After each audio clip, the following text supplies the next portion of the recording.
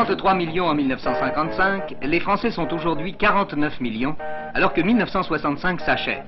En 1970, ils auront largement dépassé le cap des 50 millions. Dans le même temps, le cadre de leur vie se transformera comme jamais il ne l'a fait. Déjà, nous commençons à vivre dans un monde où chacun de nos pas sera guidé par un œil électronique. La surveillance des rames de métro par la télévision, inaugurée sur la ligne de Sceaux, va se généraliser dans les années à venir.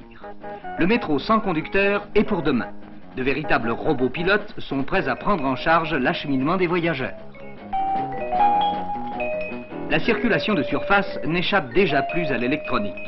La préfecture de police a inauguré cette année la surveillance télévisée des points névralgiques de la capitale.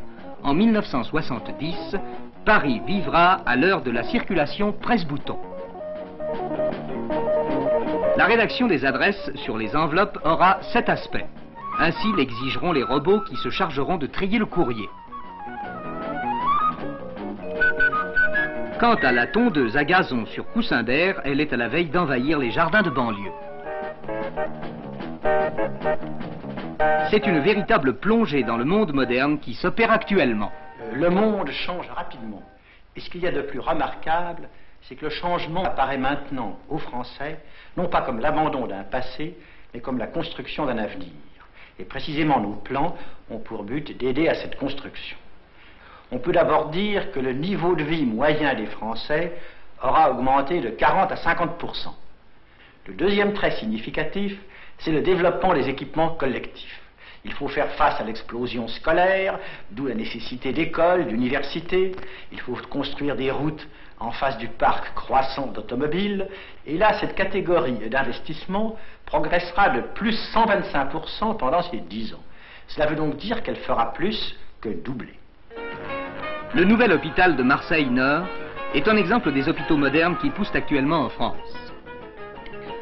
Un simple numéro de téléphone et n'importe quel service, grâce à un réseau de conduits pneumatiques, peut obtenir en 15 secondes le médicament nécessaire.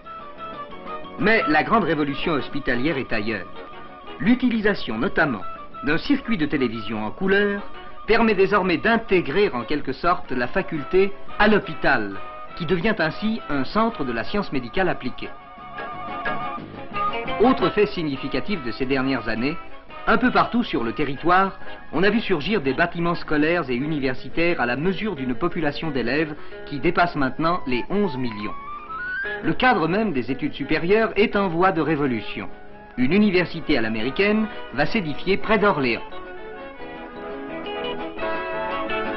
En 1970, 10 000 étudiants vivront ici, sur les bords de la Loire, dans le premier campus français.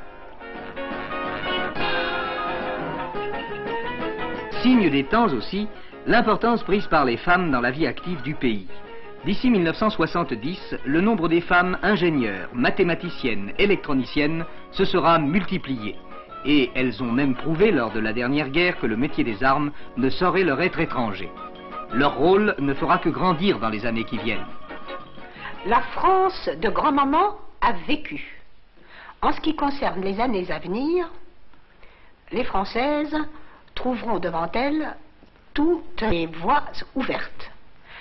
Elles peuvent déjà et pourront assumer toutes les charges, publiques ou privées.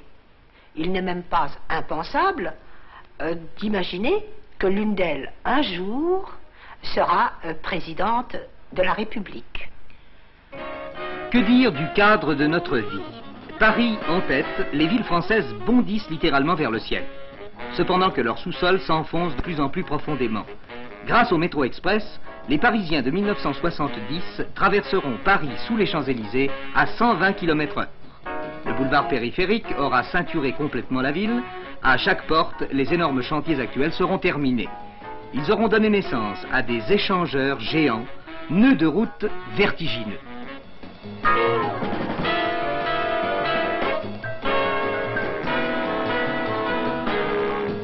Mais à l'intérieur même de Paris, voué à l'asphyxie, comment circulera-t-on? L'encombrement actuel, on le connaît. Il va empirer d'ici 5 ans puisqu'il y aura 50% de véhicules en plus. Il faut des solutions. Il y en a une qui est à l'étude. C'est celle d'un taxi dit banalisé, une voiture sans conducteur qui stationnerait le long des rues de Paris et des grandes villes. Avec une carte, l'intéressé pourrait pénétrer dans la voiture et rouler et laisser stationner à tout endroit dans Paris le véhicule qu'il aurait utilisé. Cela résoudrait évidemment le problème de ces voitures qui restent inoccupées tous les longs des rues de Paris. Mais d'autres solutions plus générales auront vu le jour. Un premier train monorail suspendu circulera dans la banlieue de Paris avant 1970. On verra sans doute circuler l'aérotrain, un train aérien sur coussin d'air, capable de relier Paris à Orléans en 25 minutes. Nous sommes entrés dans l'ère des ponts géants. Bordeaux aura son Tancarville en 1966.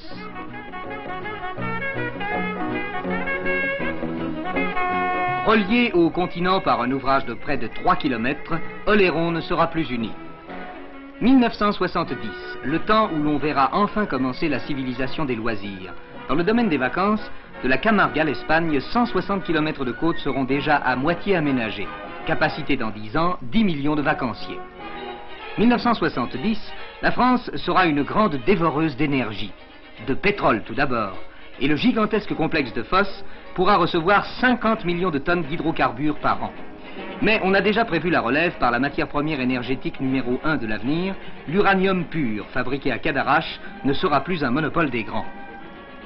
La troisième centrale nucléaire de Chinon sera mise en service en 1966 et la France consommera de plus en plus d'électricité d'origine atomique. Dans l'estuaire de la Rance, la première usine marémotrice du monde produira en 1970 ses 544 millions de kWh. La recherche scientifique fera-t-elle un bond en avant? On peut le penser, après le succès de 3 Français, André Lvoff, Jacques Monod et François Jacob, auxquels le roi de Suède vient de remettre le prix Nobel de médecine.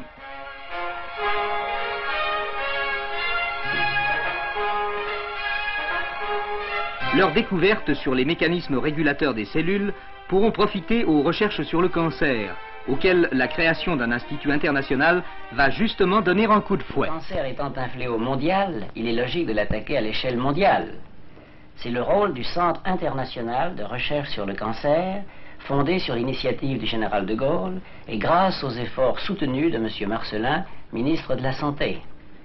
La mission majeure du Centre de Lyon sera de poursuivre à l'échelle internationale ce qui ne peut être fait à l'échelle nationale, singulièrement l'épidémiologie, c'est-à-dire l'étude des facteurs à l'échelle mondiale qui favorisent l'éclosion des cancers.